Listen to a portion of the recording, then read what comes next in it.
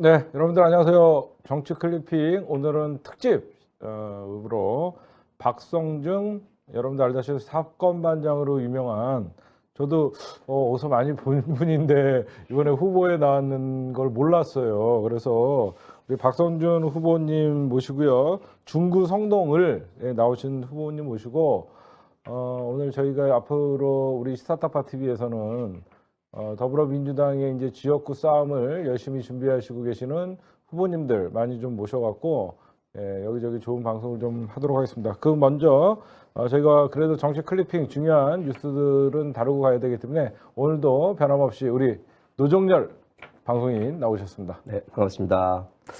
봄바람이 더 불어와야 될 텐데 더 불어오고 있나요? 봄바람이요? 더 불어오고 있냐고요? 더 불어. 제가 또 이제 요새 경무에 시달려가지고 제가 가장 아끼고 사랑하는 우리 동생 방송인 이종원 총수가 요즘 제가 좀 센스가 없어졌다가 요즘 더 불어. 그러니까 역시 우리 노정열 선배님이 말씀할 때는 뭔가 있겠구나 했더니 더 불어.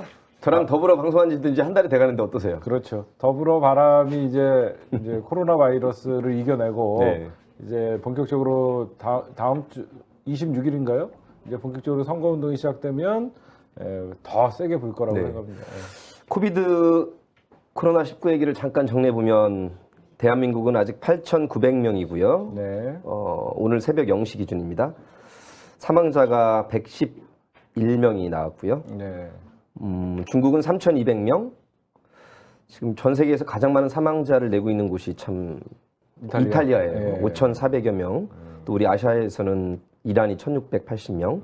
또 저쪽 남부 유럽의 스페인이 심각한데 1,700여 명. 근데 우리가 민주주의의 뭐 3대 국가 하면 나중에 생긴 미국 300년도 안 된 나라지만 영국과 프랑스 혁명을 얘기하거든요. 그렇죠. 지금 이쪽이 프랑스가 670명이 넘어가지고 그다음에 영국만 해도 281명이라서 우리보다 치사율이 훨씬 높아요.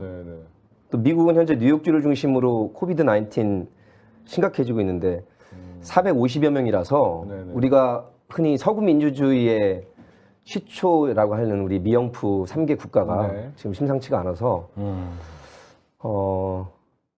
사실은 지금 전문가들이 이게 우리 바람은 4월, 5월로 끝났으면 좋겠는데 사실은 이게 이제 여름 지나고 가을도 지나면 남반구가 겨울이 돼요. 그렇죠. 호주가 없는 것도 아니고. 그렇죠. 저희랑 정반대니까. 남아메리카가 이게 완전히 없어지지 않는 이상 굉장히 장기화될 채비를 우리가 차려야겠다.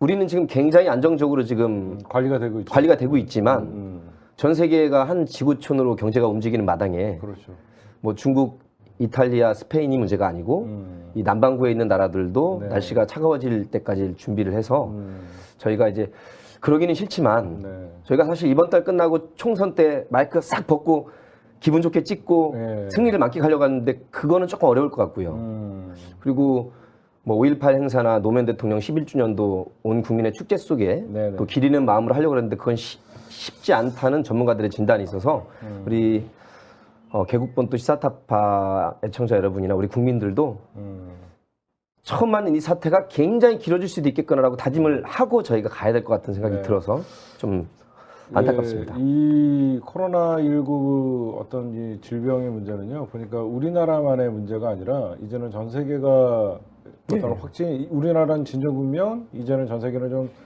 굉장히 퍼지는 순간이라서 경제를 생각하지 않을 수가 없죠. 그렇습니다. 그래서 우리나라 경제도 어떻게 보면 무역을 의존도가 대무전도가 상당히 높은 나라인데요. 높은 나라다 보니까 전 세계가 이제 국경을 폐쇄하기도 하고 이제 입국을 금지시키고 하고 그러다 보니까 이제 정부가 이럴 때일수록 어떤 국민들의 생활과 안정을 위해서 뭐 재난 기본소득이라든지 특단의 조치들을 취하고 있다고 하니까 지난주에 19일 날 대통령 주재로 첫 비상경제회의 조금 있다가 정당과 대통령 지지율 말씀드리겠지만 52.8%로 최고치를 찍었었어요. 지난주 할 때는. 그래서 우리가 그 영상으로 만든 것이 참 이상한 나라 대한민국인데 이상한 나라가 아니라 이상적인 나라죠. 우리나라는. 이렇게 지역이나 국가 폐쇄 없이도 그리고 투명하게 공개 다 하면서 네. 최고 속도로 스마트하게 진단하면서도 사망률을 낮춘다는 것은 굉장히 전 세계가 지켜보고 있고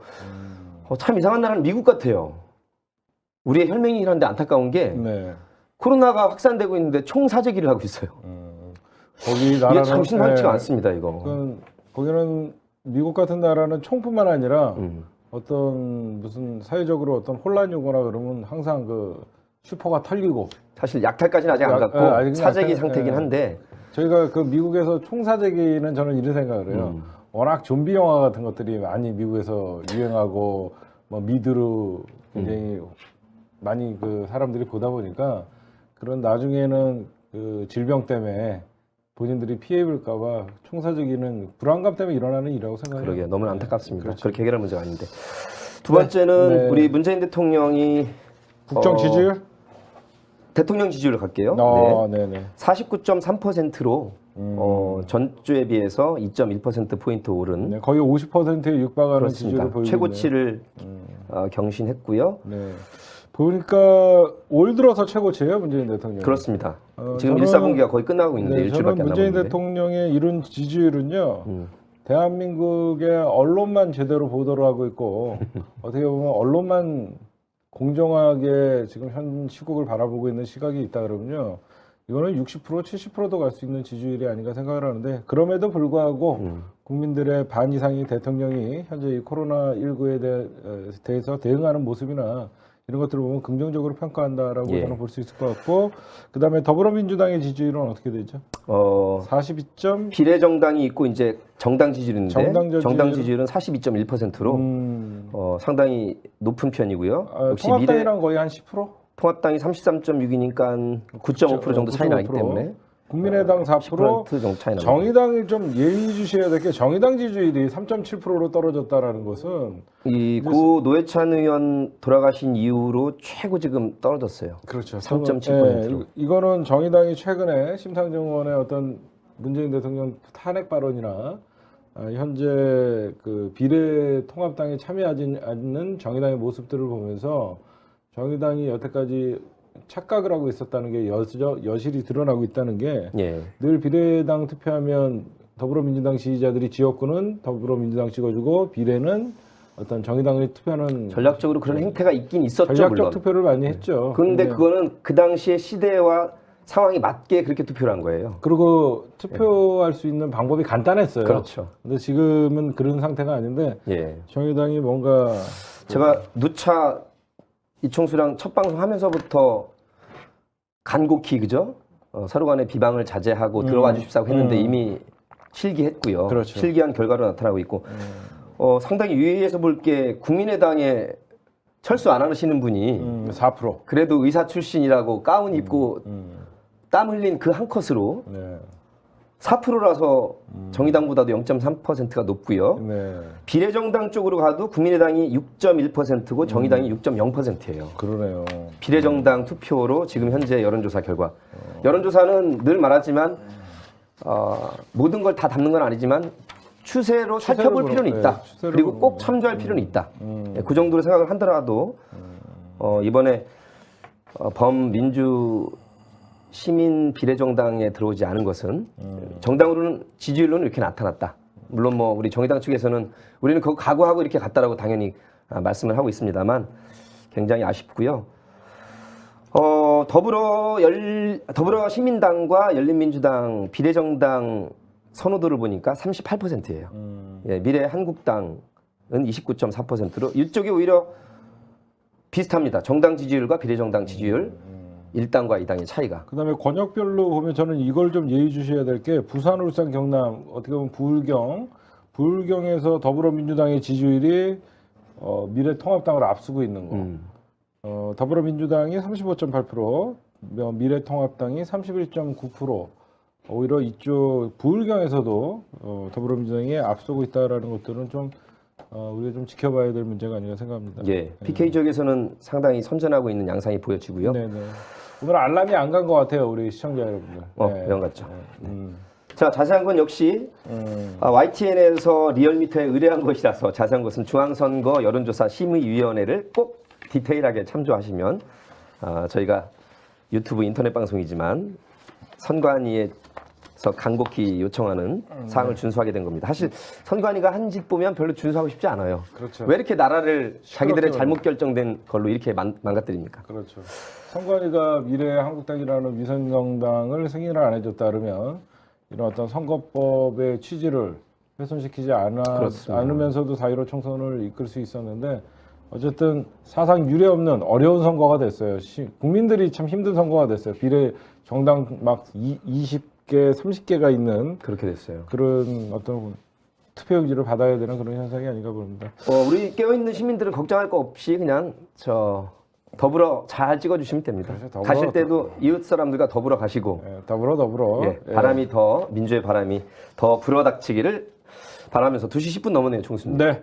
뒤에 헌칠한 인물의 네, 오늘 저희가 특별한 후보님을 모셨습니다. 더불어민주당 어떤 중구 성동을 예비 후보 박성준 전 JTBC 아나운서인데요. 여러분들에게 박성준 아나운서라게 하기보다는 사건 반장의 아나운서님이 앵커님이라고 하면 더 잘 알아들을 수 있을 것 같습니다. 우리 박성준 후보님 모시겠습니다. 어서 오십시오. 네, 안녕하십니까. 네. 어서 오십시오. 네. 요즘 악수를 하나요? 저희 해도 됩니다. 해도 됩니다. 반갑습니다. 이건 악수가 아니라 선수를 둔 겁니다. 예, 알겠습니다. 우리 네. 차근차근 말씀드리죠. 뭐. 아니 우리 박성준 후보님 예. 저희가 사건 반장에서 참 예. 어떻게 보면 박근혜 정부 시절 때 어려울 때 예. 유일하게 우리 민주 시민들이 볼 수 있는 채널이 그 당시에는 JTBC였죠. 본인 입으로. 네. 그 당시에는 공중파가 거의 볼 수 없는 상황이었고 MBC는 예. 김재철, KBS는 뭐 저쪽에 누구죠? 김인기도 있었고 뭐 하여튼 뭐 네. 장학대학교 길도 유일하게 있었고. 4시부터 사건 반장, 5시에 정치부회의, 9시에 어떤 손석희 8시에 뉴스룸을 뉴스룸. 예. 8시에 뉴스룸 보면서 저희가 버텼는데 예. 그게 실제로 중구 성동 의뢰 예. 여기 상대방 후보가 지상우 후보죠. 지상우 후보죠? 예. 심은하 씨의 남편. 예. 어쨌든 유명하신 분이요. 너무 반갑고요.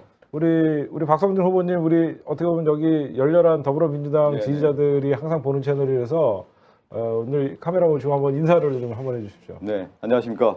중구 성동을에 출마하게 된 박성준입니다. 이 개국본 또 시사타파 TV가 매우 인기 있는 네. 프로그램이라고 소개를 받았는데요. 이총수님 그리고 노정률 방송인 저는 사실은 이제 그 지상파라든가 이제 그 우리 종편 방송에서만 하다가 네. 이렇게 또 상당한 또 제야에서 어떤 방송이라고 해야 될 것 같은데 제야가 됐네. 요즘 유튜브가 대세예요. 대세니까 네. 거기서 또 상당한 역할을 해주셨기 때문에 오늘 제가 많은 분들께 좀 인사드리고 제 얘기들을 좀 털어놓는 그런 시간 갖도록 하겠습니다. 유튜브 방송이지만 어떤 시설은 나쁘지 않죠? 아유, 좀 훌륭합니다. 네, 저희가 그래도 최선을 다해서 네. 방송할 수 계시는데 두 분의 인연을 또 보니까요. 예. 고등학교 선후배 관계라고 저는 들었습니다. 아니 어째 이런 일이?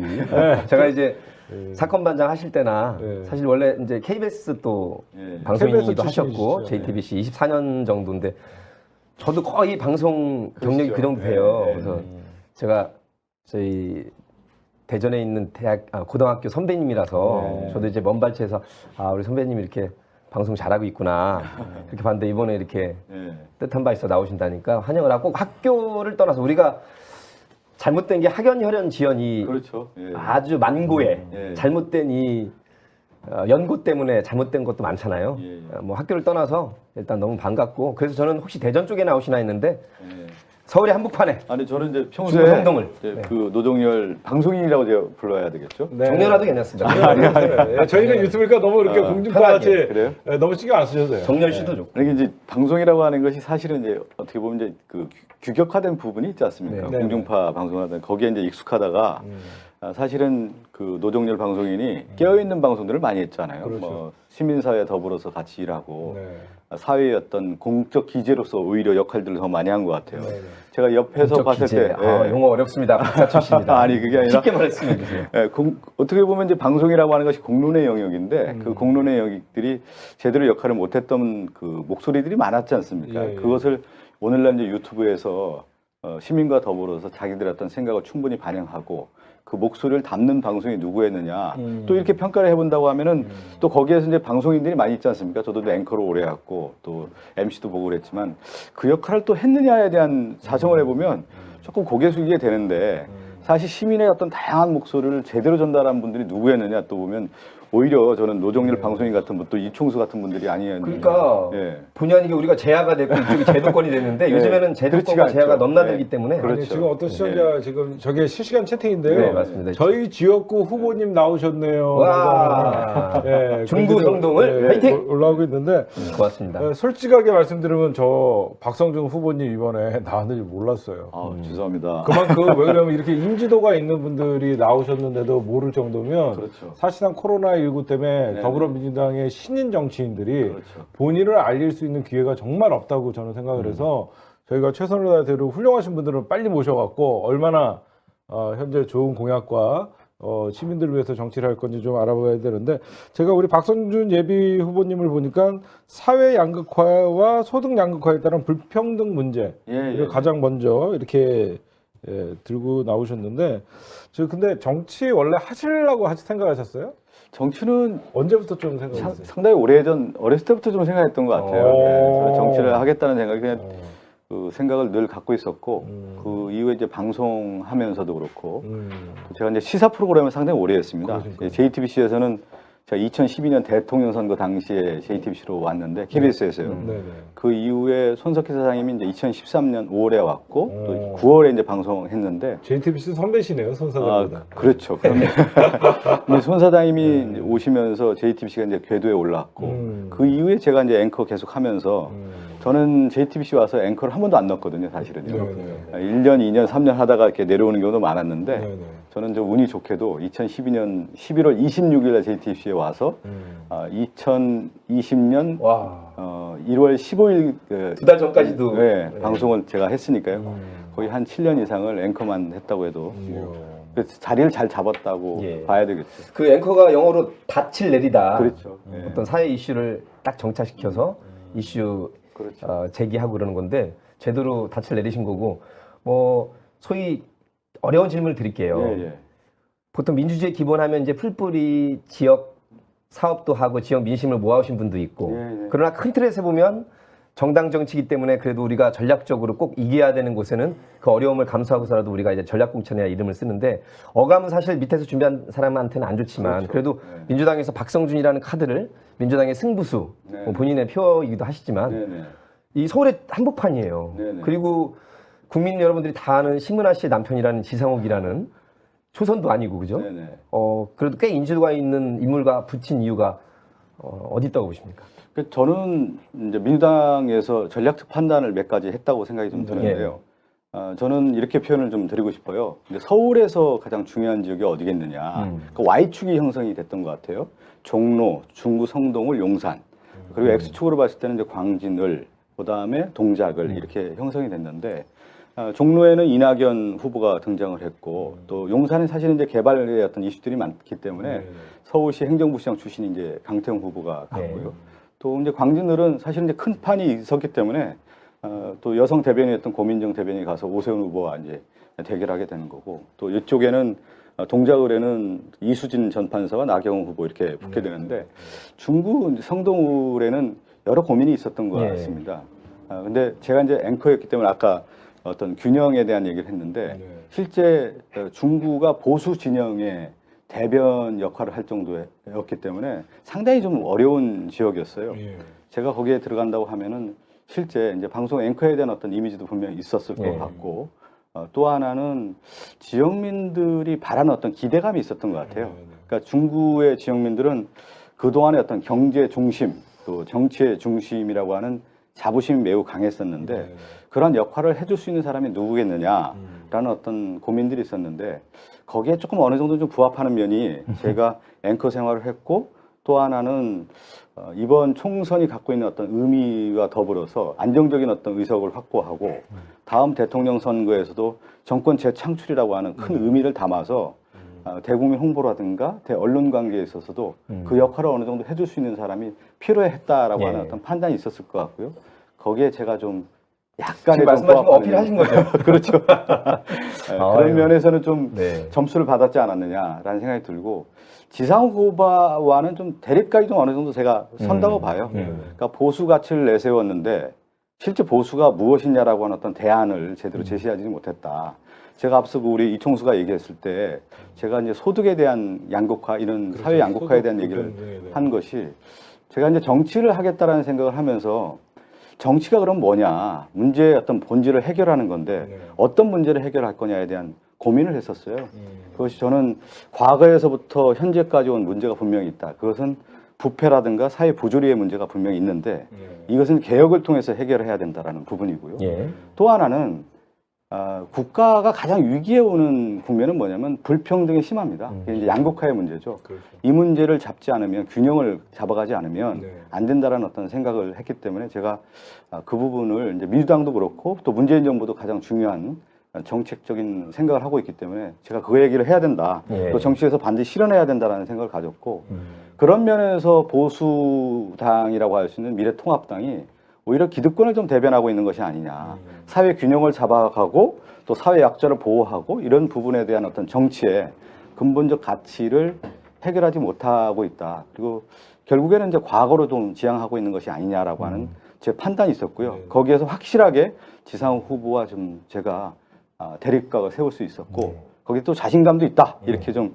생각이 들어서 선배님 그 굉장했습니다. 앵커를 제도권에서 오래 하셔서 네. 저희가 제와 제도권을 넘는 방송이라서 예, 예. 쌍욕을 제외한 예. 편한 말씀 하셔도 되고요. 알겠습니다. 문어체보다는 구어체로 네, 알겠습니다. 쉽게 그리고 만연체보다는 알겠습니다. 간결체로 하시는 게 제가 보기에 알겠습니다. 득표에 조금 더 도움이 됩니다. 오늘 그렇게 알람이 하겠습니다. 안 네. 떠갖고 네. 편하게 경고도 좀 들어오고 주십시오. 있다고 경고할 건 하는데 없고. 근데 찾아서 들어와야 된다고 얘기하네.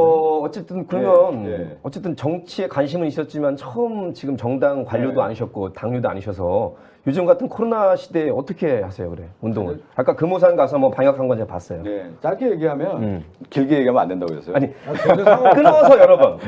그래서 저는 보니까 제가 이제 아시겠지만 이게 방송했던 사람들은 이렇게 소규모 단위에서 말하는 걸 되게 좋아하지 않습니까? 네. 얘기를 듣고 네. 또 거기에서 줄거리를 잡아가는 것이 좋은데 제가 꼭 가장 큰 장점 중에 하나가 지역민들 소그룹 있지 않습니까? 네. 6명, 7명, 10명 그 자리에 가서 제가 왜 정치를 하게 됐고 어떤 정치를 펼치게 됐는지 진솔하게 하나하나 털어놓는 그 전략이 지금 가고 있거든요. 먹히고 있습니까? 본인 판단에? 먹히고 있는지는 모르겠는데 제 얘기를 충분히 하고 있는 것 같아요. 거기서 그 다음에 그분들이 바라는 점을 좀 얘기해서 제가 귀담아 듣고 하나하나 좀 저희 이제 비서가 좀 적었고 그래서 같이 이제 만들어가겠다라고 하는 얘기들을 풀어가다 보니까 그 좀 진정성이라고 할까요? 그 네. 부분이 좀 제가 호소 전략으로 좀 가고 있습니다. 코로나가 되다 보니까 좀 마음들이 좀 다들 울적해 있고 그렇죠. 침체돼 있기 때문에 저도 이제 같이 호소하고 같이 어떻게 풀어가야 되는지 그런 고민하는 자리 네. 그 자리를 많이 만들고 있습니다. 서울에서 예전에 유명했던 분이 이제 죄송합니다. 전 신인경 아나운서 남편이셨던 네, 박성범. KBS의 박성범 앵커가 네. 역시 서울의 중구에서 꽤 오래 하셨었거든요. 그렇죠.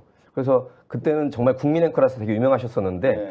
박 앵커를 아시는 분은 아시는데 얼굴이 익숙한데 누군지 하는 분들도 분명히 계신가요, 아직도? 그럼요. 근데 예, 두 부류가 되는 것 같아요. 이제 전문직 직종에 있는 분들은 사실 낮 시간대 TV를 보지 못하기 때문에 잘 모르는 것 같고요. 자영업 하시는 분이라든가 또 가정에서 일을 하는 분들이라든가 또 지역에서 이제 활동하는 분들 같은 경우는 상당히 많이 알아보더라고요. 그래서 네. 제가 이 사건 반장 예전에 JTBC에서 앵커했던 덕을 요새 톡톡히 보고 있습니다. 후보님 중구하면 그 세부적으로 들어가면 어디가 중구가요. 되게 그 방법이 10개, 15개 동이 되는데요. 네, 다 외우셨죠. 그럼요.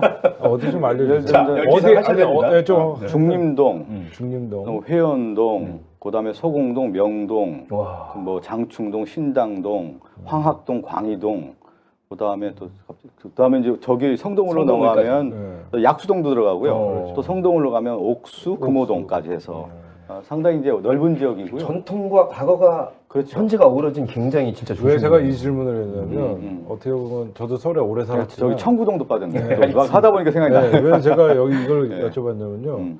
상대적으로 강남 개발 뭐 이런 네. 거에 비해서 이 네. 중구가 상당히 그 낙후 지역이었어요. 그렇죠, 그렇죠. 예, 예. 낙후 지역 갖고 우리 박성준 후보님 말씀대로 굉장히 어느 지역 이쪽 잘 예. 사는 지역과 못 사는 좀그 소득이 천차만별로 이렇게 좀 많이 지역적으로 어렵군 정도 많이 개발되는 지역 막 이게 섞여 있는 동네예요. 네네. 그래서 다니실 때마다 분위기가 좀 다를 것 같아요. 지역 동네 돌아다니실 그렇죠. 때마다. 중구의 속성과 이제 성동울의 속성은 좀 다른 면이 있더라고요. 네, 그렇죠. 이제 중구는 정치 중심, 경제 중심. 특히 이제 중구 같은 경우는 동대문 시장과 남대문 시장이 있습니다. 그리고 명동이 있고 또 소공동이 있기 때문에 소상공인들이 상당히 많고 또 경제인들이 집중되어 있는 지역이고, 과거에 이제 동대문 시장과 남대문 시장이라고 하는 영광이 있었지 않았습니까? 근데 경기 침체화도 좀 있었고 요 근래 여러 가지 좀 어려움이 있다 보니까 과거의 어떤 영화를 다시 찾아야 된다라고 하는 그 열망이 대단하다는 걸, 걸 느꼈고, 또 하나는 지금 앞서 뭐 여러 이제 그 정치 후보들이 있었지 않았습니까? 뭐 박성범 후보 저 의원도 있었고 정대철 의원도 있었고 기라성 같은 나경원 의원도 중구에 한번 했었는데 그리고 그런 분들이 있었기 때문에 제가 이제 신진 정치인이지만 그런 정치적인 어떤 열망들이 있는데 새로운 정치를 하고 거기에서 그 열망을 담아내는 좀 정치인이 됐으면 한다는 그 속성이 좀 있고요.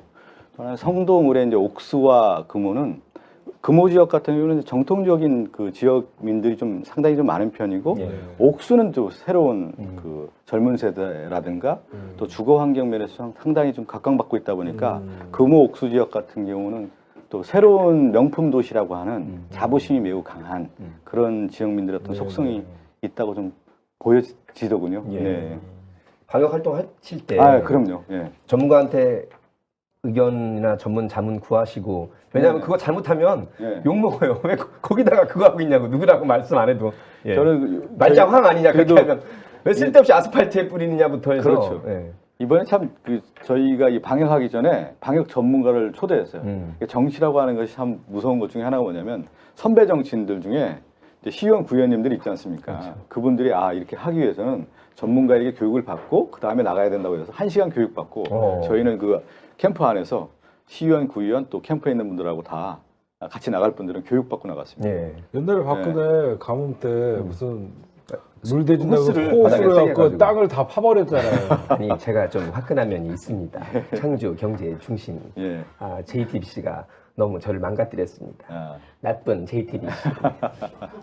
성대모사 안 하려고 그러는데 하게 되네 또. 우리 선배님. 그래도 우리 박성준 후보님 지금 지상우 후보랑 거기 아직 시뮬레이션이나 어떤 여론조사 결과가 발표된 게 있나요?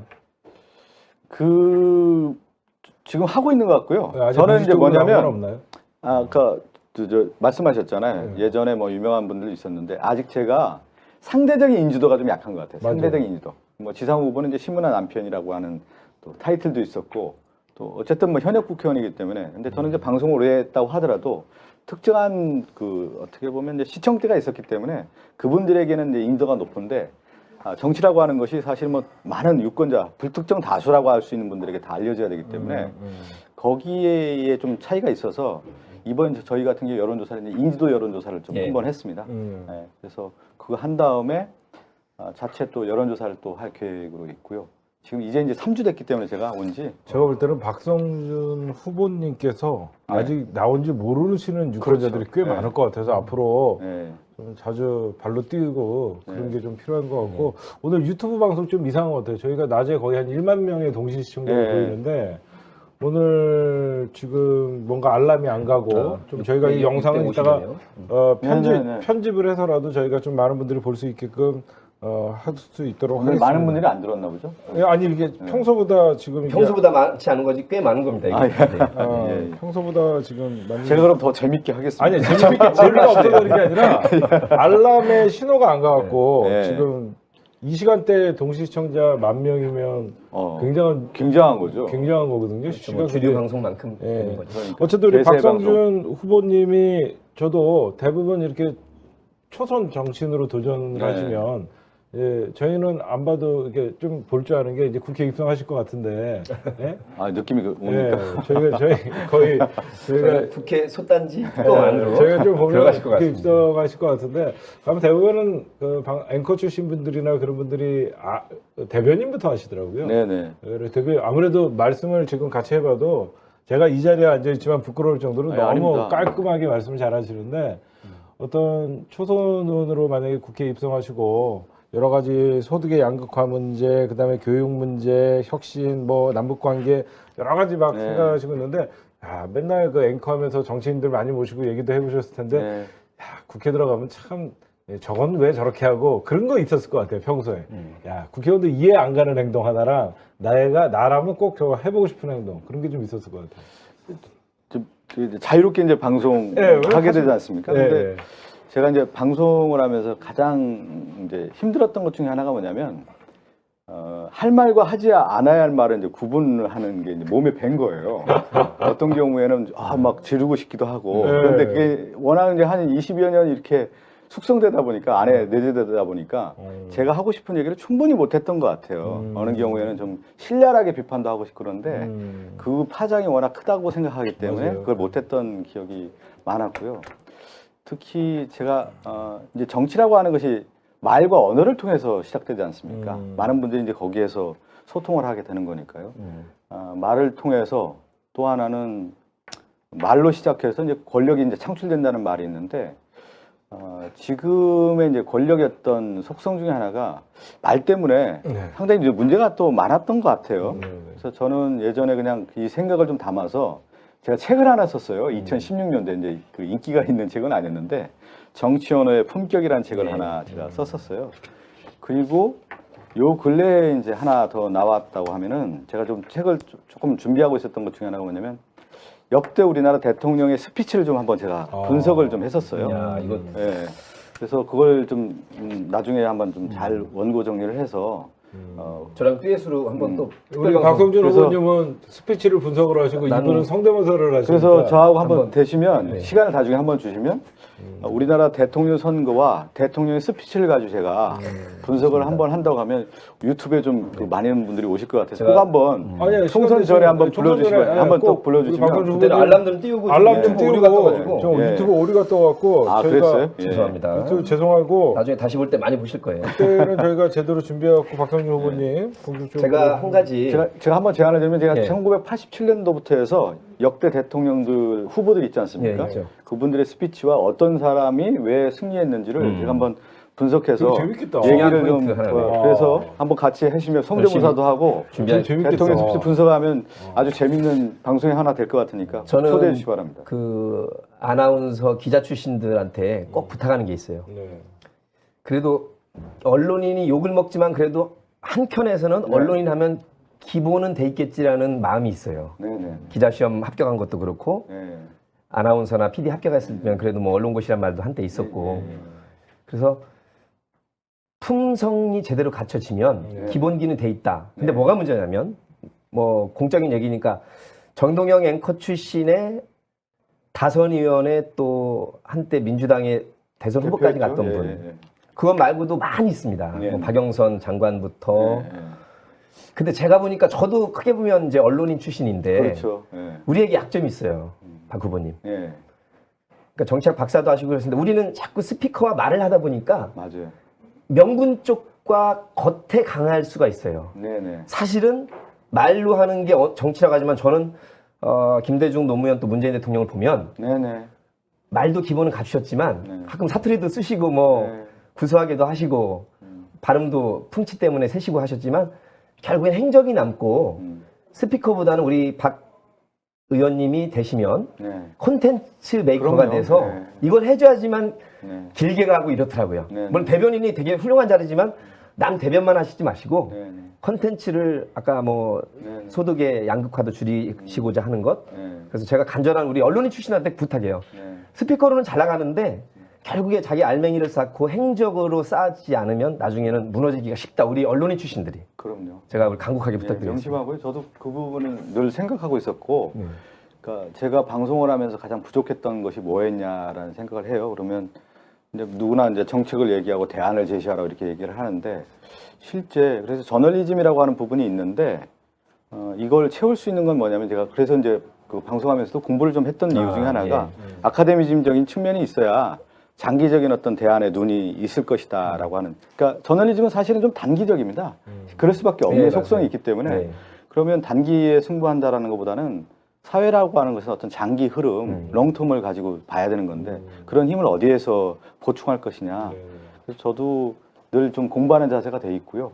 또 그런 면에서는 자세가 돼 있기 때문에 그리고 아카데미는 좋은데 예, 우문현답. 그러니까요. 우리들의 문제는 현장에 답이 있다. 그렇죠. 예, 아카데미를 리얼리티로 네, 네. 우리 박 후보님이 제가 예전부터 네. 알고 있었고 응원했지만 오늘 이 방송 보시고 또 네. 인터넷에 보시면 지금 한준호 아나운서도 굉장히 잘 되고 있거든요. 예, 예. 우리 민주당의 네. 한준호 또 우리 박성준 네. 앵커 아나운서 출신들이 이제 얼굴과 네. 스피커는 좋은데 실력까지 갖출 수 있도록 더 노력해 주시면 제가 네, 보기에는 네. 장점이 얼마나 많아요. 그래서 정동영 의원이 그렇게 다선을 하신 거 아닙니까? 네. 인지도도 좋고 네, 네. 이미지도 좋았기 때문에 한때는.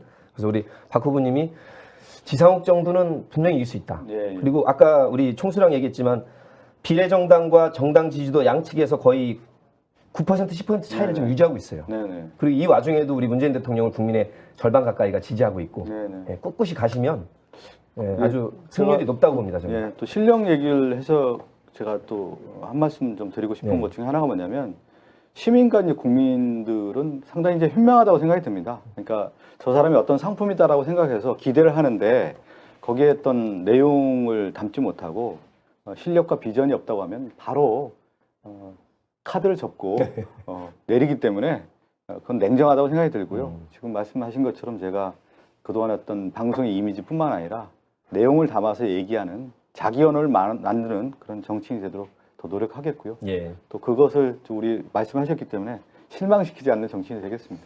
저희 현재 이제 더불어민주당 네. 지지자들이나 이번 총선을 각오하는 시민들의 자세는 4.15 총선은 한일전이라 그래요. 네네네. 그러니까 특히 이 수도권 지역에서 지면 본인의 패배가 아니라 이 국민들이 굉장히 상처를 입기 때문에 우리 박성준 후보님은요 네네. 대단한 각오를 하셔야 돼요. 그래서 지금 제가 댓글이나 이런 것들을 보면요 지상욱 밟아주세요. 네. 절대 지면 안 됩니다. 이렇게 정말 비장한 각오로 예. 해야 되는데 지금 사실상 선거운동 못 해요. 근데 본인의 어떤 아까 소규모 네. 토론이나 이런 것도 있지만 뭐 그래도 아침 출근 인사를 하시는 제가 여러 후보님들 여기 많이 나오시는데 고민정 후보님이나 이수진 판사 전 판사님 같은 분들도 출퇴근길 그건 네, 당연히, 저도 당연히 모든 하고 있습니다. 후보님들이 다 하실 테고 예. 악수도 못 하는 상황이고 네. 지금 참 애로사항이 많을 것 같은데 이번 선거에 있어서 박성준 후보님이 지상준 후보님을 꺾을 어떤 그 자신감도 있어 보이시는데 네. 반드시 이겨야 되는데 어떤 각오나 그 전략 좀 말씀을 해주세요. 제가 꼭 이기겠습니다. 이런 거 시청자들은 좀 그런 걸 좀 많이 보고 싶어요. 밟아달라. 예. 그러니까 저는 그 아까 문자 쓰지 말라고 했는데 하나 써도 될까요? 그럼요. 많이 짧게 쓰셔도 쓰셔도 돼요. 됩니다. 마키아벨리가 한 얘기가 있어요. 마키아벨리가 하늘을 마키아벨리 걷지 군주론 아니에요? 군주론 맞습니다. 네, 네. 하늘을 걷지 말고 땅을 걸어라 이런 얘기를 했거든요. 네. 사실은 이제 그 중세 신적 세계에서 이제 넘어가는 어떤 시기에서 마키아벨리가 명언을 남겼는데 저는 지상욱 후보가 하늘을 걷고 있었다고 생각이 들어요. 이름은 지상인데 예, 지상욱 후보가 하늘을 뭐냐면 걷는다는 건 뜬구름 뭐냐면 뜬구름 걷는 잡았다는 생각이 좀 들고 저는 지금 아까 얘기한 것처럼 삶의 현장으로 들어가다 했어요. 저는 이제 방송의 사건 반장에서 삶의 반장이 되겠다는 의미가 지역민들과 함께 하겠다라는 얘기고요. 그래서 지역민들과 만난다는 얘기는 결국 그 얘기를 듣고 해결하겠다는 거거든요. 그러니까 뜬구름 잡지 않겠다는 얘기예요. 그래서 삶의 반장은 결국은 땅을 걷고 땅에서 문제에서 해결을 하겠다. 거기에서 결실을 맺겠다는 뜻이기 때문에 땅이라는 것은 어떤 의미입니까? 뿌리를 내리고 거기서 결실을 맺겠다는 거니까 그 결실의 정치를 하겠다는 의미니까요. 확실히 다를 겁니다. 이 말씀 듣고 그날 4.15 당일날 저녁 때쯤에 예, 예. 지상에서 욱 하는 사람이 생기게 생겼습니다. 지상에서 욱 하는 사람이. 예, 예. 뜬구름 안 잡겠습니다. 이름은 지상욱인데. 원래 전쟁도요. 네. 요즘 현대전에서 처음에는 공군이 습격을 하고 네. 그다음에 해군이 지원 사격을 해주지만 최종은 최종은- 그라운드에서 딱 잡아야죠. 예. 최종은 지상군이 가고 그러니까요. 모든 걸 마무리하니까 지금 지금 우리 박성준 후보님이 좀 제가 이 얘기를 왜 드리냐면 사실 이제 방송은 이제 공중전이지 않습니까? 그러니까 공중전을 많이 했던 경험들이 있기 때문에 그러게요. 앞서 얘기한 것처럼 대변하고 이런 것들은 공중전에 능수능란한 사람들이 하는 건데 저도 그 부분이 되게 좋긴 해요. 그렇지만 이거 가지고는 안 된다. 네. 승산이 없는 게임이고요. 네. 이거 투 트랙으로 가야 되는 거고 저는 철저하게 지상전을 가고 공중파, 지상파 다 잘하실 거죠?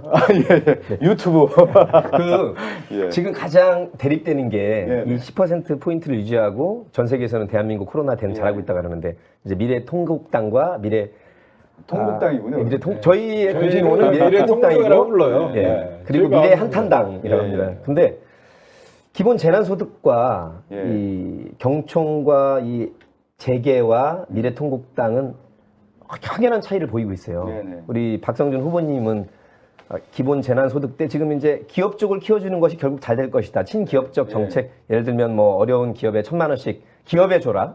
그다음에 법인세를 감면해라. 이런 두 가지 주장이 있는데 어떻게 한 뭐 시민들에게 어렵게 길게 얘기할 수는 없잖아요. 한 2, 3분 정도. 어렵게 얘기해도 될까요? 제가 이 어려운 버전 얘기를 하나, 쉬운 버전 하나. 들으면 제가 조금 이 얘기를 왜 드리냐면 예. 저는 이제 그 김대중 전 대통령이 했던 국정 철학을 되게 그 가슴에 담고 있어요. 그 당시에 이제 민주주의와 시장 경제 그리고 생산적 복지를 얘기했는데 이 얘기를 왜 했냐면 자본주의라고 하는 시장 경제는 부익부 빈익빈을 창출할 수밖에 없는 구조거든요. 그럼 이걸 수정하려고 하면 뭐가 있겠습니까? 정치적인 평등이라고 하는 민주주의가 가야 되는 거고 또 하나는 경제 불평등이라고 하는 부분 시장 경제가 갖고 있는 어떤 맹점을 보완하는 게 뭐냐면 생산적 복지지 않습니까? 그게 제가 볼 때는 문재인 정부가 추구하는 어떤 소득 양극화에 대한 완화 아니겠습니까? 이 부분을 저는 김대중 전 대통령이 1997년 대통령 선거하면서 명확하게 제시를 했다. 아따 젊은 사람이 굉장히 똑똑하네요. 아, 그 부분. 딱 그거예요. 제가 말한 게 바로 그겁니다. 네. 저는 그래서 그 부분이 가장 어떤 중요한 거기 때문에 재계가 어떤 그렇게 생각하고 있지만 생산적 복지라는 부분에 있어서는 경제적 균형을 만들어가는 것이 매우 중요한데 그것은 재난 기본소득 같은 경우는 반드시 필요하다. 가장 어려울 때 누가 그걸 나서겠습니까? 정부가 나서는 거고 그래서 균형을 잡아가는 거고 또 하나는 불평등의 문제를 해결하는 거기 때문에 장기적인 안목에서는 사실 이제 불평등의 완화라는 것은 결국에는 생산적 복지 아니겠습니까? 이렇게 정책을 가야 된다. 저기는 그건 반드시 해야 되는 거고 제가 그런 정책을 펼치겠다 이렇게 말씀드리겠습니다. 법인세 감면과 기업에게 1,000만 원 주는 거는 안 됩니까? 그건 제가 네. 조금 천천히 얘기하겠습니다. 좀 저희는 좀 우리 시청자분들이 물어보는 질문도 많이 하는데 예. 처음에 정치 어떻게 보면 JTBC 출신으로 첫 국회 그렇죠. 도전자이시거든요. 예. 뭐 다른 뭐 MBC나 KBS 출신들 국회의원들은 많은데 JTBC 출신으로 첫 그렇죠, 지금 그렇죠. 국회에 도전하고 계시는데 네. 정치가 사실 우리 대한민국에서는 존경받지 못하고 있잖아요. 예. 정치인들이 가족들이 반대하지 않았습니까? 이런 얘기도 꼭 물어보고 그래요. 싶었어요. 예. 뭐 가족분들에게 나 정치할게 하니까 반응이 어땠는지 궁금합니다. 그러니까 네. 참 어렵더라고요. 예. 아내는 반대를 했고요. 아내는. 했어요? 아. 네, 솔직히 반대했어요. 아이고. 진짜로? 왜 반대를 했냐면 어. 정치인이라고 하는 것이 이제 공적인 생활을 하니까 다 드러나게 되지 않습니까? 맞아요. 공격받고. 그랬을 경우에 저 개인이 공격받는 것보다 가족들이 혹시 아이들이 아휴. 상처받을 수 있는 거 아니야? 특히 조국 문제를 우리가 조국 검찰 네. 사태를 보면서 그거잖아요. 좀 아니다 싶을 정도에. 예. 그러니까 저희 아내도 뭐 크게 정치에 관심 있는 분은 아닌데 스타일은 아닌데 그 조국 사태 일어나고 나서 그게 아이들의 모든 문제까지 우리가 아이들이 뭐 문제가 있다는 얘기가 아니고 무슨 말씀인지 알죠. 충분히 이해하지 않습니까? 좀 너무하다. 나보고 딱 그 얘기하더라. 아이들한테 피해가 오면 어떨 거냐고. 음. 그게 나는 당신도 중요하지만 우리 아들 둘인데요. 아들들. 더 중요하다. 그 얘기를 하더라고요. 그래서 갑자기 내가 그래서 100% 보장할 수 있냐고 해서 세상에 어떻게 100%를 보장합니까? 그래서 제가 아내한테 그랬어요. 나는 100%를 보장을 못하고 노력은 할게 그랬어요. 뭐 답을 드릴 수는 없더라고요. 근데 근데 제가 왜 그런 질문을 드렸냐면 많은 사람들이 검찰이 조국 가족에게 행하는 행위를 보면서 저는 그때 저 정말 분노했어요. 저도 그 당시에 지금도 저희 검찰 그 당시에 조국 검찰 개혁을 외쳤던 사람들을 많이 저희들도 지금 같이 당하고 있거든요. 네네. 근데 그래요? 저희들도 지금 얼마 전에 그 뭐 보이스피싱 피해자를 조중동이 가해자 같이 만드는 그런 기사들을 악의적인 거로 쓰고 그런 것들을 보면서 야 끊임없이 이 공격들이 들어오고 있는데 저 처음 정치 시작할 때 요번에 많은 그 우리 사모님의 이해가 가요. 네. 야 저렇게 장관도 당하는데 어떻게 보면 민정수석이라고 하면서 실권자들이라고 그렇죠. 생각, 실세들도 당하는데 또 잘못하다가 우리 가족이 다칠까봐 하는 두려움이 있었을 거라고 생각해요. 그러니까 금도라는 게 있잖아요. 넘지 않아야 될 맞아요. 건데 정말 너무 많이 분노했어요. 넘었던 것 같아요. 그래서 거기에 대해서 우리가 정치를 뭐 여러 가지 이념 잣대 뭐 얘기하는데 사실 상식과 비상식이라고 나눠보면 비상식적인 행동을 했는데 제가 그런 비상식적 행동에 노출됐을 경우에 피해를 당할 수 있다라고 하는 그 두려움이 있어요. 굉장히 사실 다 있을 것 같아요. 네. 그렇고 그래서 좀 반대했던 것 같고요. 결론은 아직 안 났어요. 그래서 지금은 이제 암묵적으로 지지를 해주고 암묵적. 있습니다. 예. 아들들은 명시적. 아들은 명시적이죠. 아들들은 명시적 지지. 또 다르더라고요. 큰 아들은 지금 군대가 있는데 네. 지금 이제 1월 6일 날 갔습니다. 1월 6일 날. 아유, 오래간만에. 올해 1월 6일 날 갔는데 제가 이제 회사를 1월 15일 날 그만뒀고요. 집안에 큰일이 있었네. 2월 2일, 20일 날 입당하셨죠? 2월 2일 날 2일 날, 입당했어요. 2일 날. 예, 2월 2일 입당했는데 그 작은 아들은 이제 중3이고요. 제가 어느 날 아들한테 중3은 좀 변환기라고 할까요? 전환기, 사춘기도 있고 그래서 제가 얘기를 안 했어요. 출마한다 이런 얘기 안 했는데 제가 아들한테 넌지시 아빠가 새로운 변화가 있다니까 아빠 알고 있어 그러더라고요. 인터넷 검색해서 다 알고 있어. 아빠한테 일부러 얘기 안 했다고. 그래서 왜 얘기 안 했냐 했더니 그냥 아빠가 하는 일이니까 뭐 제가 얘기하고 이러면 또 걱정 끼치게 될 것 같다고. 근데 제가 막 마음이 그때 잘 아니 이거 내 자식 맞아? 이렇게 담담하네. 참 제가 뭐 좀 그 두 아들이 있는데 아들하고는 참 친구처럼 지냈어요. 항상 얘기도 많이 하고 그 같이 걷기도 많이 했고 그래서 아들하고는 참 사이가 좋은 편입니다. 네. 예. 저는 이 자리가 네. 어떤 건 정책과 비전 네, 이런 네. 것보다는 박성준이라는 어떻게 보면 우리가 알고 있는 사건 반장의 앵커보다 네, 네. 그 이면에 있는 그런 모습들을 저희가 사실 방송에서 다루지 못하는 것들을 다루는 게 중요하다고 생각을 해서 네, 네.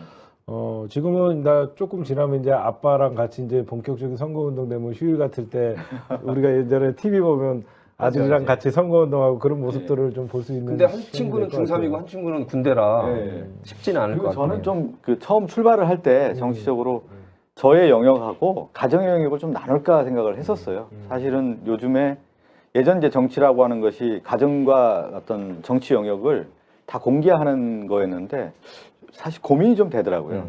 워낙 요즘은 다 공개되는 시대인데 그랬을 경우에 아이들의 성장 과정에 미칠 파장들을 걱정하다 보니까 큰 아들도 그렇고 작은 아들도 이제 막 시작하는 애들인데 저가 정치를 한다고 얘들 얼굴을 내세우고 또 그런 경우는 제가 생각할 때는 아닌 것 같아서 얘들이 성장하고 판단할 때까지는 저의 정치 영역으로 오게 해서는 안 되겠다는 생각을 했고요. 아내도 마찬가지고요. 그래서 좀 나눌 필요가 있지 않았느냐. 저는 개인적으로 그런 기준을 가지고 저도 그거 굉장히 중요하다고 생각을 해요. 네. 저희도 같은 생각이고요. 네. 언론인 출신들 당선자를 많이 보셨을 거예요, 그동안. 네. 우리 민주당에서 다 잘하시지만 조금 롤모델 내지 저런 분은 참 저런 게 장점이신 것 같다. 뭐 언론인 출신 국회의원들이 꽤 많으시잖아요. 뭐 특정인을 거론하기 그러시면 이런 분한테 이런 걸 참 배우고 싶다 내지 잘하시는 것 같다. 그런 게 있을까요? 제가 여기서 좀 약자를 쓰셔도 됩니다. 뭐 딱 어떤 특정하기보다는 저는 자성에서 좀 출발할 필요가 있을 것 같아요. 그러면 기존의 언론인 출신들, 뭐 방송뿐만 아니라 저널리스트 했던 사람들이 다 방송을 했는데 방송이나 아니면 이제 정치에 이제 입문을 했는데 그분들의 평가가 어떠냐에 대한 부분을 가지고 얘기를 해야 될 것 같아요. 특정 개인이 아니라 전체적인 어떤 그러면 지금 노정열 방송인이 얘기한 것처럼 처음에 그런 얘기 하지 않았습니까? 언론인이기 때문에 또 혜택도 많이 받았단 말이죠. 사실은 정치 입문 과정에서. 그러면 정치에 입문해서 그 과정에서 실력을 제대로 보여주고 또 국민의 어떤 대변의 목소리, 국민의 목소리를 듣고 정치에 반영했느냐. 그런 역할을 타 업종에서 들어왔던 분들과 비교했을 때 비교 우위에 있었느냐라는 부분에 대해서는 상당히 냉정한 평가가 있었던 것 같아요. 그렇다고 하면은 저도 그런 전철을 밟지 않아야 된다라고 이제 제가 출발을 해야지 다 좋겠다라고 얘기를 해버리면 저는 그거 아닌 것 같아서 아마 처음에 질문한 이유가 내공을 쌓고 실력을 쌓으라는 얘기가 담론을 잡아내라는 얘기가 더 쌓으라는 얘기가 그러한 분들에 대한 좀 비판의 목소리도 분명히 있는 것 같아서 제가 그 답으로 좀 드리겠습니다. 우리 박성준 의원님 이번에 국회의원 한다고 도전할 때 가장 뒤에서 나가 이런 응원 그룹들 회사 동료들이 될 수도 있고 뭐 선후배들이 될 수 있고 누가 가장 내가 선택할 수 있는 큰 힘을 밀어주셨습니까? 재밌는 얘기인데요. 좀 그런 얘기를 좀 해주세요. 제가 이거 얘기해야 되나 이제 고민이 되는 부분인데 어느 날 이제 회사 이렇게 뭐라고 할까요? 뭐 CEO 그룹이라고 해야 되나요? 아니면 이제 임원단 그룹들하고 이제 저녁을 이렇게 한번 하는 자리가 있었어요. 특정 이름을 대서는 안 될 것 같고. 근데 거기에 뭐 이제 앵커들도 다 있었는데 어떤 분이 그러더라고요. 박성준 씨는 언제 나가냐고 저보고. 어. 그러니까 회사 내에서도 제가 네. 그러니까 사람 행동하는 게 있었나 봐요. 티가 이게. 나죠. 티가 나는가 봐요. 그래서 눈빛에 티가 나죠. 눈빛에 나네요. 그래서 언젠가는 정치할 거라고 다 알았다고 하고 제가 회사 퇴직하니까 아유 난 그럴 줄 알았다고 하고 그리고 제가 이제 그 KBS 있을 때도 그렇고 쭉 제가 사회생활 하면서도 네. 저는 이제 그 정치인들을 많이 만나서 식사를 많이 했어요. 저는 그렇죠. 이제 많이 하면서 보니까. 거기서 사회 담론에 대한 얘기 또 제가 생각했던 것들을 얘기하다 보니까 자연스럽게 이제 정치적 권유도 있었고요. 예. 그런 과정들이 있었고 회사에서도 언젠가는 정치할 것이다라고 하는 얘기들이 다 뭐 타인에 의해 준비된. 네. 나타나거나 아니면 모르게 이렇게 다들 알고 있었던 것 같아요. 제가 KBS 출신 그래서- 민경욱 얘기는 안 할게요. 그래서 그 어떻게 보면 그 힘이 많이 됐나 많이 봐요. 됐죠. 왜 그러냐면 이제 저 사람은 그래도 가서 일을 할 만한 사람이다라고 그렇죠. 하는 인정을 어떤 해주는 거죠. 그러니까 뭐 나간다고 하실 때 네가 왜 나가 뭐 이런 얘기는 못 들어봤던 것 같아요 제가요. 네. 그래서 하면 잘할 것이다라고 칭찬들 많이 해주셨습니다. 근데 동료들이 그렇게 정치인을 할 것 같은 사람이라고는 예견을 할 수 있는데 네. 저 어떤 앵커나 이런 자리에서 네. 이 공중파의 어떤 특성이 자기의 정치적인 성향을 밝힐 수가 없어요. 은근히 네. 우리는 알아보지만 그렇죠. 우리는 저 사람 말투나 이런 것들을 보면 알아보지만 공중파에서 대놓고 자유한국당 후보 어떤 자유한국당과 더불어민주당이 나와갖고 막 이렇게 토론을 하는데 한쪽에 그럼요. 그런 거 네. 못하거든요. 제도권에서는 어렵죠. 정말 제도권은 어려운데 그랬다가는 바로 앵커에 그래서 바로 막 JTBC 전화하고 KBS 난리가 나잖아요. 근데 회사 생활할 때도요. 사실은 정치적 견해를 그렇게 밝히지는 않았어요. 근데 사람들이 네, 그럴 수밖에 더불어민주당이라고 없어요. 생각을 더 많이 했어요. 아니면 다른 당이라고 많이 생각을 했어요. 더불어민주당을 많이 생각했죠. 왜 그러냐면 제가 이제 평소에. 만나는 분들이 아무래도 더 이쪽에 계신 분들이 그게 되게 많았고, 궁금했어요. 예, 그리고 그분들과 이제 얘기하다 보니까 네.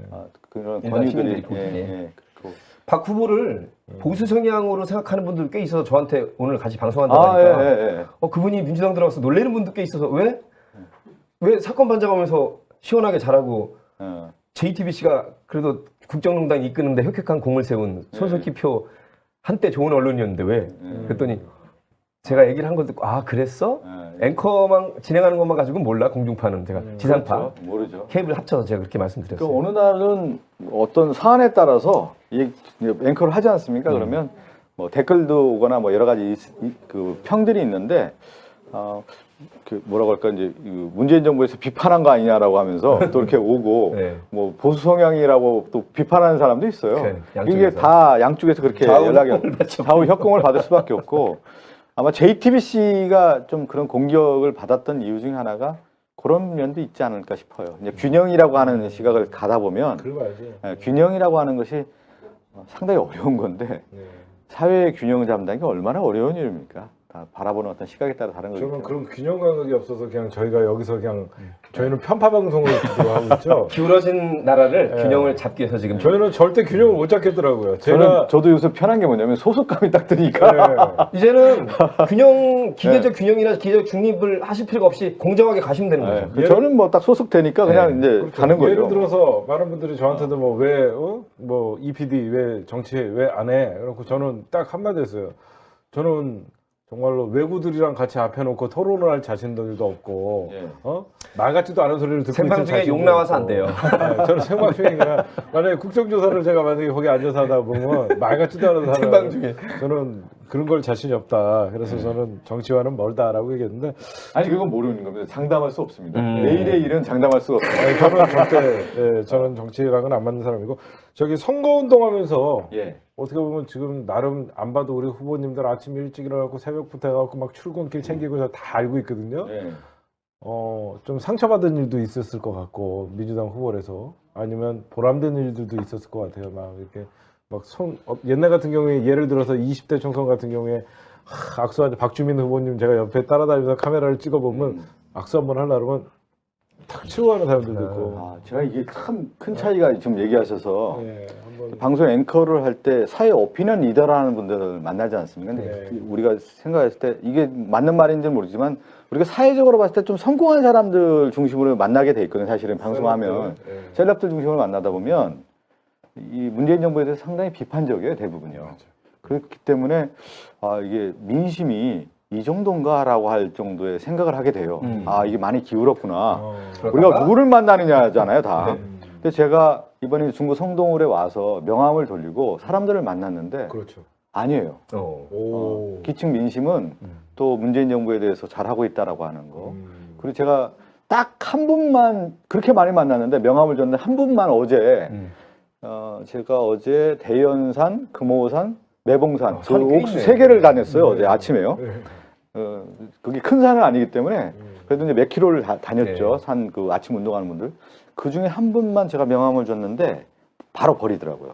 그러니까 수많은 분 제가 한 지 오래됐는데 그렇죠. 딱 한 분 그런 걸 보고 아침 인사할 때 응원합니다. 그리고 싫어하는 분은 명함을 안 받는 것 같고요. 그렇죠. 명확하기 때문에 그렇게 막 극단적으로 반대한다거나 그런 분은 많지 않았던 것 같고 오히려 좀 사회적으로 좀 자리 잡고 있는 분들이 반감이 있다라는 게 그것도 양극화라고 해야 될까요? 사실 차이가 언론이나 오피니언 리더, 셀럽들의 역할이 정부 비판이 아니에요. 잘못된 것을 지적하고 올바른 것을 얘기해야지 네. 언론은 무조건 정부를 공격해라. 그런 나쁜 표현이 어디 있어요. 저도 언론을 공부하고 한 사람이지만 네.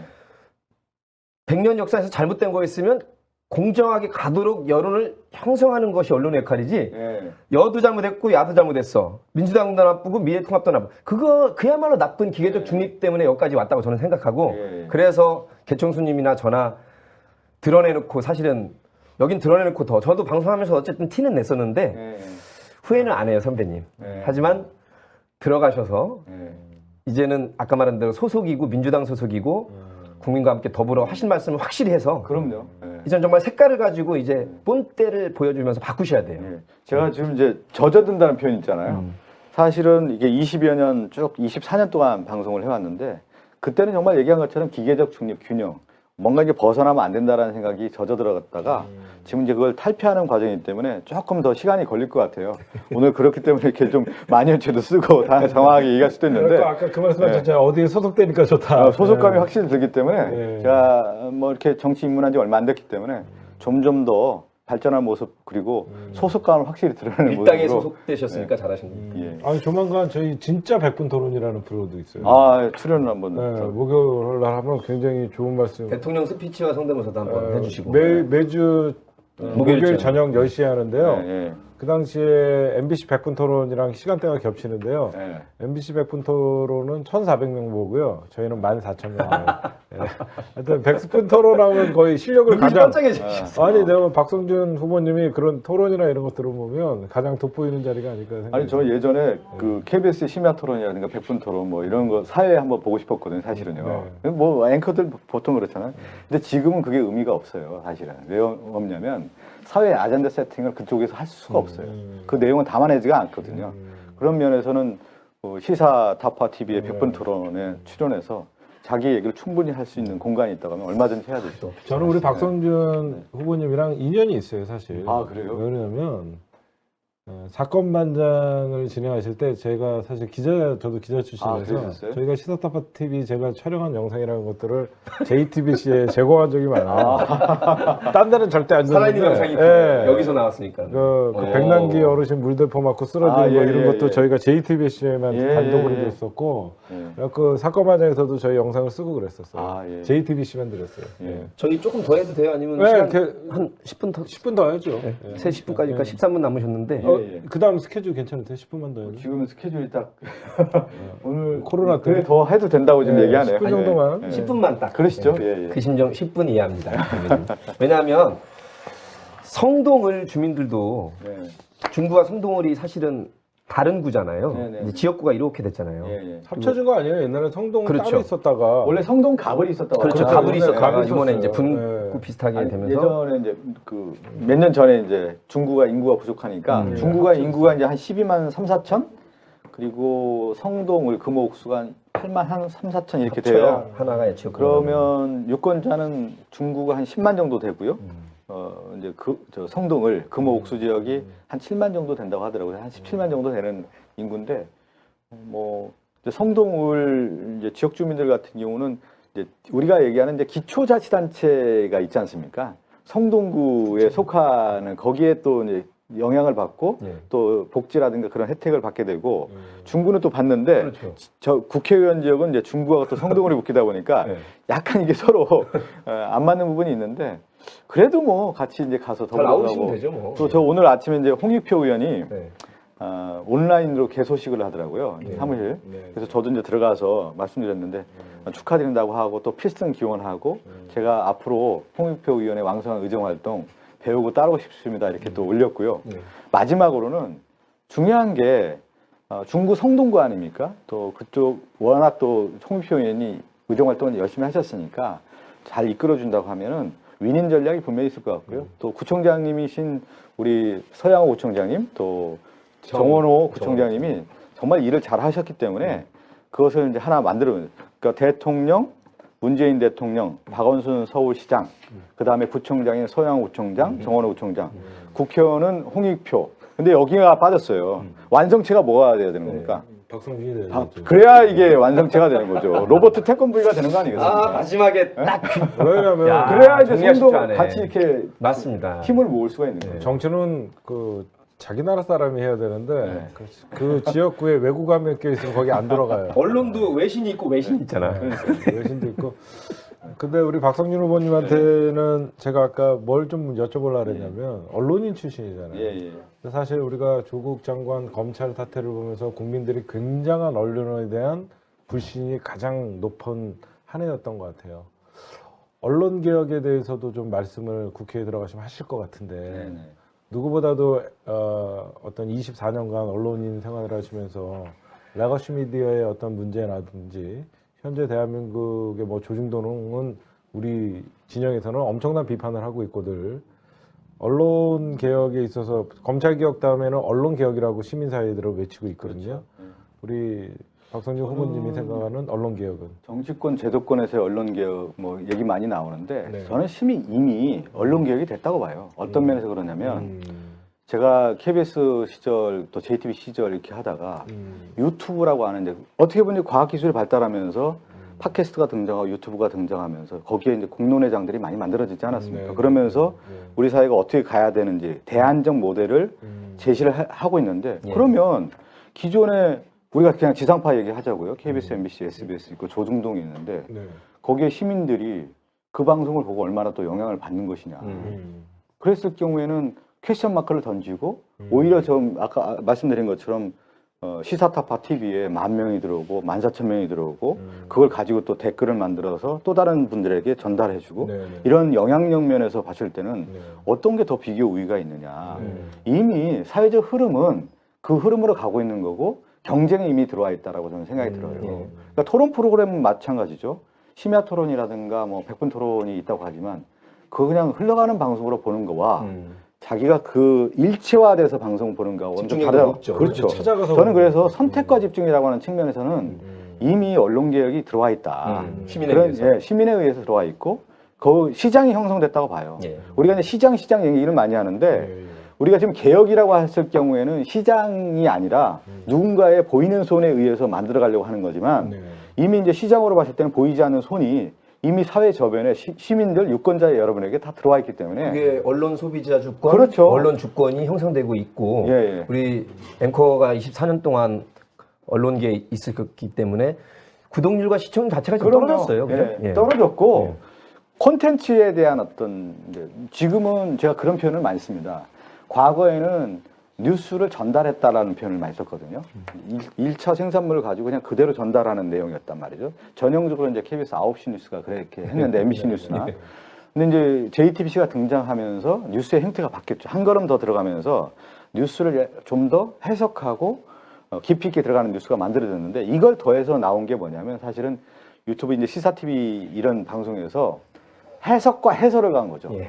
그러니까 해석과 해설을 이제 하나의 팩트의 뉴스를 가지고 누가 좀 더 해석과 해설을 잘할 수 있느냐 이걸 이제 찾아가는 거고 선택과 집중이 이미 이루어졌다. 우리는 평가도 하고요. 그러니까요. 대안도 제시하고 행동까지 해달라고 읍수하고 있습니다. 이제 그런 면에서는 저는 뭐 언론 개혁이라는 표현을 봤을 때 이제 뭐 제도권에서 개혁 이런 것보다는 이미 경쟁이 들어와 있고 치열한 싸움이 이루어졌기 때문에 자연스럽게 흐름에서 보다 어떻게 좀 더 해설을 하고 해석을 할 거냐 명확한 이 부분 가지고 경쟁을 하기 때문에 저는 앵커도 마찬가지라고요. 지상파 앵커를 누가 기억하겠어요? 오히려 좀 이종원 그 총수의 이런 캐릭터를 더 좋아하고 따라가게 되는 것이죠.